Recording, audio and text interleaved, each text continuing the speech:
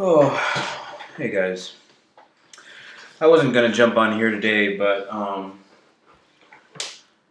after taking some time to sleep and get some coffee and a little stew in me, I was thinking about, as I often do, I was thinking about those of you that may be watching this channel, if you have access to it in the penitentiary or county, if that's even doable. I don't know how tanks or whatever work. I'm no expert on that type of stuff, but I know what confinement feels like.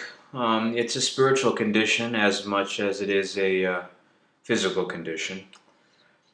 So I just wanted to remind you that uh, uh, I'm not disappointed at the opportunity to be with you. I consider it a privilege to serve if I can, and I want you to know that. I don't know you well enough to love you, but I care about you, and I care about your spiritual well-being and emotional well-being. I know that conditions there are probably very unfavorable. We have plenty of time to think in our cell about where things went wrong and how we could have moved a little differently to achieve a different outcome. And even the webs we're in now, what we might owe to people, or um, the cultural mistakes we may have made in that small, confined space where power dynamics start to develop. Every time you go into a new place, it's a small pond, and there's always somebody that emerges as the big fish in the small pond. Um, so I don't go to the Bible as often as I used to for encouragement anymore. When I was younger, as I mentioned before, we kind of split our time in between our home fellowship, which was predominantly South Indian Kerala people, and we have our own separate church history that goes back about 2,000 years, um, and then different evolutions of it has come maybe in the last 500 years or so. But because of the climate and the location of where that place is in India, we were able to kind of stay isolated during the independence time of India in the late 40s. So while all that stuff, that Gandhi stuff was happening with India and Pakistan, the reorganization, Bangladesh and all that stuff, we were just kind of chilling down there in a more tropical climate. A lot of, naturally, when you're on the coastline, there's a lot of fishing that happens. Um, so we have our own, specific kind of fried fish and fish curries that have a, kind of a close, emotional tie to us. And a lot of us can be seen, meeting each other at the local markets if we have them. There's a few here in the Chicago area. But as a result, we never had a whole lot of criminality or violence. There's a lot of corruption because of the when you don't have combat in a society, there's intellectual combat, and so it's why I don't like Jews that much. We do have a Jewish community there in India, and I used to be like, oh, that's cool, because now we're not like the Ari Emanuels of the world, the agents in Hollywood and stuff like that. I thought we were different. Um, but it's like shades of blackness, right? African and Caribbean and African American. We all have shades of Jewness in us, which is just shades of the devil, right?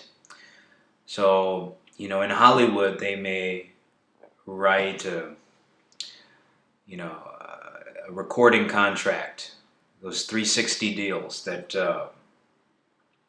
advance you money, and then you owe all these percentages and stuff. And if you don't have a lawyer that really has your best interests at heart, you know, and you know they're going to see black attorneys a mile away, and so those need to be compromised. And you know they've gamed all this out because they don't want to do actual combat.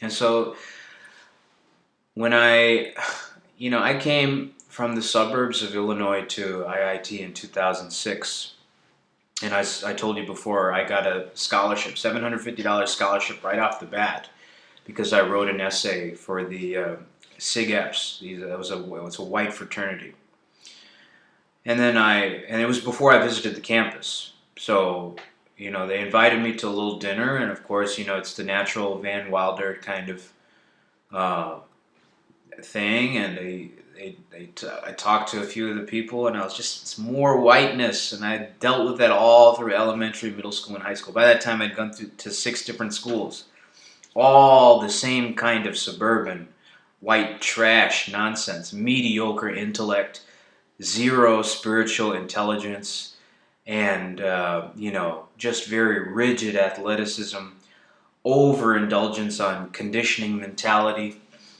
Because when you're mediocre, there's no interest in peaking at quality, because you have no appreciation of each person's individual gifts, so you have no desire to peak at a higher quality. So what do? You just kind of level everything off. You know how in the military, or even in the penitentiary, what do? The first thing they do is shave your head, right? Low even, right? And then in the military, same thing, full metal jacket, you know. Uh, they That's the only time when white people say we're all equal. When it's time to say nigger, we're all equal. When it's time to get a GI Bill, oh, I'm sorry, you can't do that. When it's time to get the business loan, no, sorry, you can't do that. Ask Dame Dash, you know. You just had an interview with 4 black bitches that wouldn't shut the fuck up, trying to talk about, you know, things that actually affect the community in a positive way. So, Texas Movement Media, I've tried to support America New as much as possible. I don't know how legitimate, its progress has been. I don't know what Jew controls it from the back end. I'm hoping that Dame has, you know, some creative control of it. I like the image he's portraying with his sons. I'm happy that he's able to somewhat reconcile with his older son. I saw that interview. It was really cool that you guys were able to do that. And sometimes the best thing we have is just the images of these things that we can give to the next generation, because the adults are gone. Charleston White said it properly once. Forget the adults. Forget the boomers. Forget Gen X. And even some of these millennials, okay? If they've been bought, you know, there's a couple of guys that I really respected back in the day on Black Twitter. You know, they're bought and paid for. Oh, Daily Wrap-Up Crew. Okay, Daily Wrap-Up Crew, even though you guys may have, you know, some management stuff, you guys are doing great. I hope each of you has build up your individual personas as well, as you collaborate as a team. Even though, you know, tonight's conversation kind of failed, you remember, you know, Richie Fontaine, and you remember Ace Metaphor, you remember Keita Rose, you remember Kitty Rose, Randy Rosario, you remember all these names. Smart one. No, we're going to get it. We're going to get it. What's that fucker's name with the beard? Oh, this is the devil. Something. Well, glasses, nerd, beard. The guy who pretends to be me. Serves you right. Okay? Why do I have to give everything to everybody for free? God damn it, it's going to piss me off. Can never do anything 100%. Oh, god damn it. In any case, who's this guy? We hear women come up. This guy. That guy. So, in any case, all those have individual personalities. that have their own platforms now and should be appreciated and respected. Uh, in the black community regarding business, people like to say, well, would you rather own 100% of zero or, you know, 10% of, 500 million or something like that? If the 10% achieves 100% of your purpose with the Lord, yeah, take the 10%. That's why when we were in Minnesota and we were doing our fellowship in our Fridley home, I don't know what we had to deal with 90% shit when we went to school, when we went to Emmanuel Christian Center. I had to look up every day going to children's church and seeing a missionary wall that had all these white families that they had their picture all over a big wall, like a huge, huge wall. Think of like a big mural, and there was a map of the whole world, and on every country there was a white family placed to take care of the poor, melanated people all across the world. Fully funded. Children smiling like this. Absolutely no spiritual depth whatsoever. Bringing a picture of white Jesus to everywhere they went. And how do white people act here in their own homeland? And so when I got on this tangent because of the Bible. So when they give you your Bible, remember how the pastor talked to Denzel in the Malcolm X movie. They won't even admit that their picture of Jesus is fraudulent.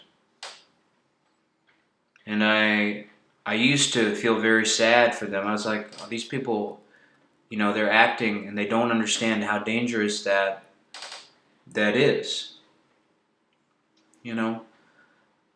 If I open this window and jump out, regardless of what I believe, I'm going to break something if I land at this height, because of gravity or density, whatever you want to attribute it to.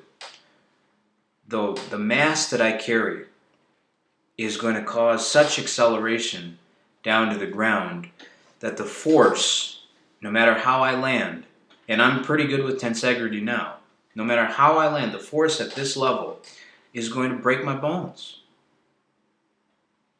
That's a law of nature. Whatever word you want to use to describe it, it's a law of nature.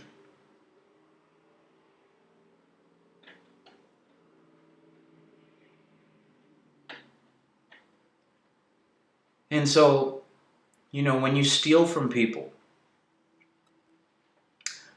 when you rape someone weaker than you think because you're able to cover it up with a sheet or an algorithm, that there's no consequence for it.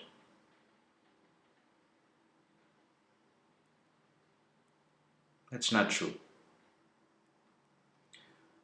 I know it's not true because I've seen how the track and the weight room break you and how they build you. Those are two places where white America has no power. I went to Texas Tech and lost a race very publicly after putting in a false seed time to get a preferred lane.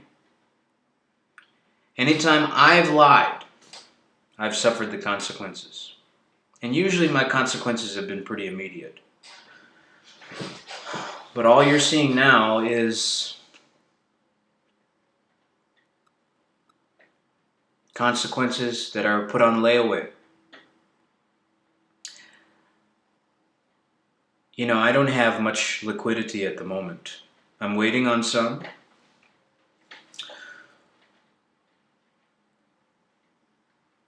And if I were a Caucasian or Jewish American, I would have had billions in my account by now.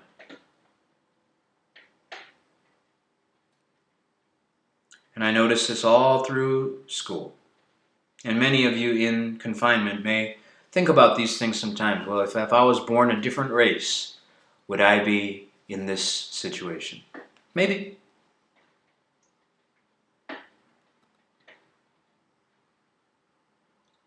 And I'm not here to say that, where you are is a badge of honor. It is confinement. And even if I physically leave this place, which I desperately want to do, even if I find a nice house in the Chatham neighborhood or, Inglewood or any predominantly black neighborhood where I feel like there will be a better, community spirit there that would embrace me a little bit more, or even maybe Humboldt Park type neighborhood or something like that, and learn that demographic. My heart will never leave you. My spirit will never, ever leave you. Especially those of you confined for the remainder of your life. I don't weep for you. I RSVP on your behalf. I look forward to the day where we can drink together and feast together without the oppression of our respective COs, mocking our predicament because of circumstances beyond our control. Those of you that made legitimate mistakes, I want a path of redemption for you. But there are certain conversations we must have with the Creator individually.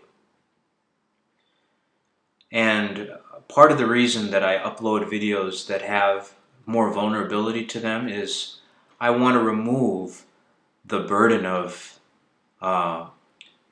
the kind of obstinate pride in us that prevents us from admitting our faults to the Creator. We've had to create so many defenses in order to protect ourselves over the years that it turns into this scab. A scab is a temporary covering for a wound. But the skin and hair, they're supposed to regenerate. So you see these grays in my beard? I don't mind them. And the edges of these follicles, they allow those plants, all that vegetation to grow. And so from time to time I like grooming. And even after I take the clippers and even cut down the beard to a 1.5.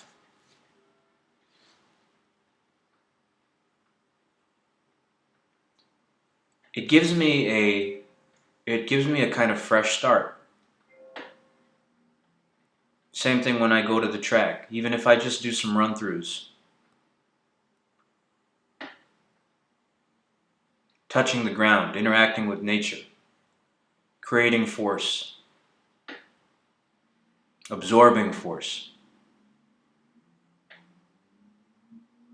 Interacting with nature is interacting with God.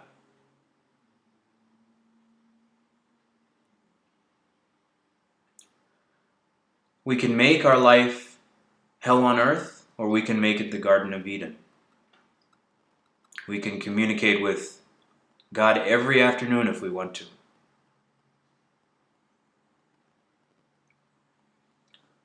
I favorited a post yesterday, I think, about the definition of marriage in America. And it's been patented to have have the state at the top, man here and women here, and no direct connection between man and woman. Even if they get divorced, they have to interact through the state. Maybe that's where we are today. I interact with the state through this prison, enjoined with the state, and you may be joined with the state in your penitentiary. But as a wife prays for her husband, today I will take the role of the servant. Today I wish to wash your feet so that you know that there is still a God who loves you.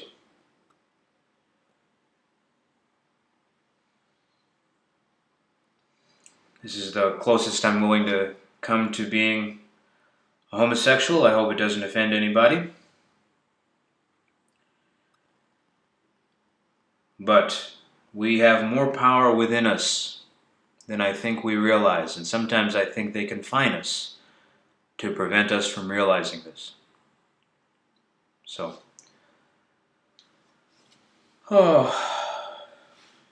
try to take a moment and exhale some of the human frustration we have today. Hopefully you get some time on the yard or a moment to breathe some fresh air, but if not, at least breathe some spiritual fresh air. And maybe take off one layer of the scab today and allow some new growth to happen in a positive direction. Okay? Perhaps we'll talk again, but if not, I love you and I care about you and I want the best for you. And I hope the future has something good in store for us. Goodbye.